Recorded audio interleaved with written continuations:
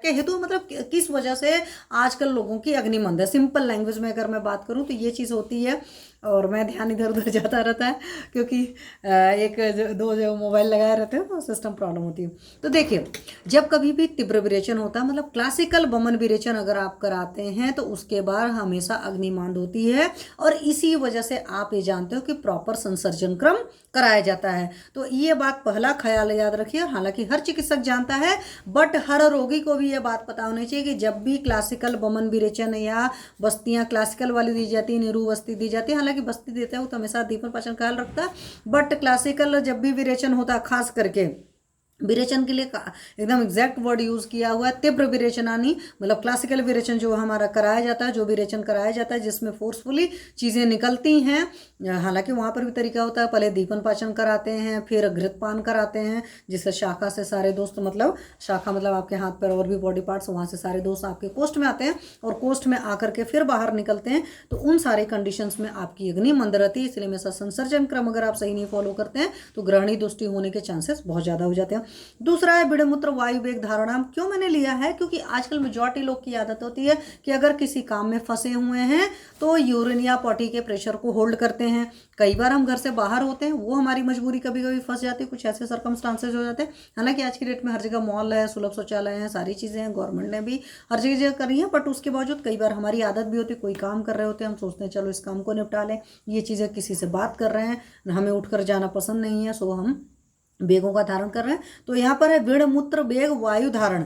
तो वायु का भी मतलब अपान वायु फार्टिंग के भी बेग को हम लोग धारण करते हैं, यूरिन के भी करते हैं, पॉटी के भी प्रेशर को धारण करते हैं। तो इन चीज़ों का आपको पता है। मैंने अधारणी बेग और धारणी बेग पर प्रॉपरली एक सेशन लेकर रखा हुआ, जा करके आप लोग सारे को उस सेशन को सुनिएगा और आपको बहुत अच्छे से समझ में आएगा।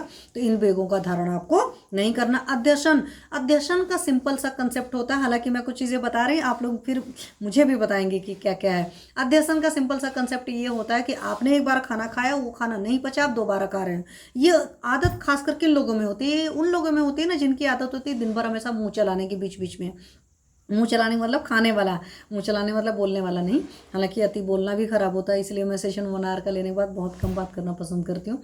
तो मेरा कहने का ये मतलब है कि जब कभी भी आपने एक बार खाना खा लिया तो जब तक वो खाना नहीं पच जाता और प्रॉपरली आपको भूख नहीं ले जाती, आपको दोबारा खाना नहीं खाना, इस बात का ख्याल रखिए। समसन मतलब होता है कि एक जैसी चीज़ें हैं, उल्टी पुल्टी सी चीज़ें आप खा रहे हो, अभी खाया था उसी में कुछ और उल्टा पुल्टा डालकर खा रहे हो, तो ये सब पर नहीं काम कर रहा। मतलब अध्यसन, समसन, विस्मासन, विस्मासन वाले पर भी सेशन लेकर रखा है, तो जाकर के सुनिएगा।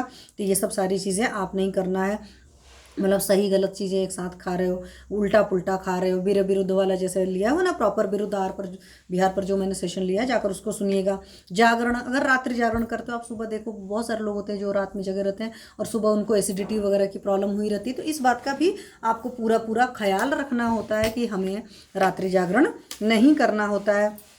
साथ में रक्त श्रुति, अगर ब्लड लेटिंग की जाती है तो ब्लड लेटिंग के केस में भी आपकी डाइजेस्टिव फायर लो हुई रहती है, इस बात का हमें पूरा पूरा ख्याल करना था। शमी धान्य जितने होते हैं वो सारे, जब कभी भी आप शुक धान समी धान्य अपने पढ़ा है तो उनको खाने की अगर बहुत ज़्यादा आदत होती है ना, तो वहाँ से भी ये प्रॉब्लम आती है कि आपकी डाइजेस्टिव फायर लो हो जाती है। मत्स्य मांस है, पाई मतलब वो क्या है, पोई वगैरह का शाक जो लोग खाते हैं फ्रिक्वेंटली, उनका भी डाइजेस्टिव फायर लो हो जाता है। जलपान, अगर आप एक से जलपान करोगे या खाना खाने के बाद पानी पियोगे तो वहाँ पर पक्का ही पक्का अग्निमांद होता है, ये आप हमेशा याद रखिए। और इसीलिए मैं आपको दोनों चीज़ें बताई हूँ कि आपको इस तरह की परेशानियाँ आती हैं।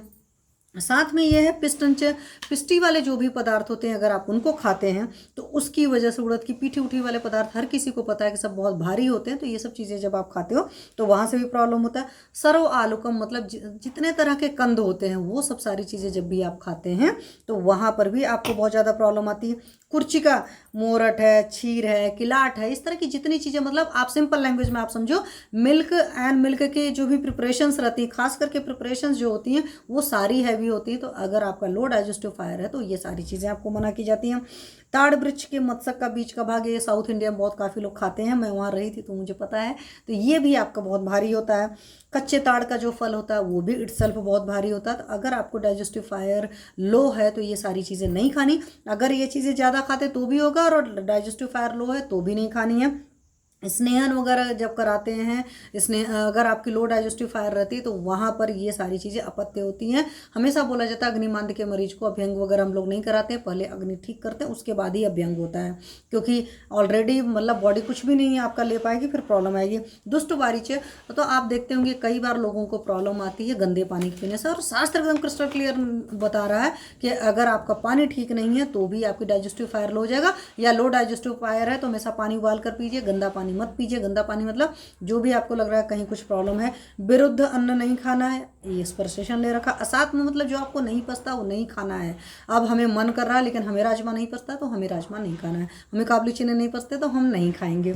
विष्टम्भी पदार्थ होते हैं बहुत भारी जो चीज़ें होती हैं वो नहीं खाने हैं। गुरु पदार्थ जो होते हैं वो सारी चीज़ें नहीं खानी। तो यहाँ सिंपल सा लैंग्वेज है कि अगर जिन लोग की डाइजेस्टिव फायर लो है उन लोग को ये सारी चीज़ें नहीं खानी है, या ये सारी चीज़ें जो लोग हमेशा लॉन्ग टर्म में खाते रहते हैं उनकी डाइजेस्टिव फायर लो हो जाती है। तो हमेशा अपनी अग्नि का ख्याल रख करके खाना खाइए, जब भूख लगे तभी खाइए, जो आपको पचता है सिर्फ वही खाइए। तो अगर इन बातों का पूरा पूरा ख्याल रखते हैं तो आपकी डाइजेस्टिव फायर खराब नहीं होगी, आपकी पाचन क्षमता नहीं खराब होगी, और अगर पाचन क्षमता अच्छी रहेगी तो कभी भी किसी भी बीमारी में आप बहुत जल्दी ठीक होंगे।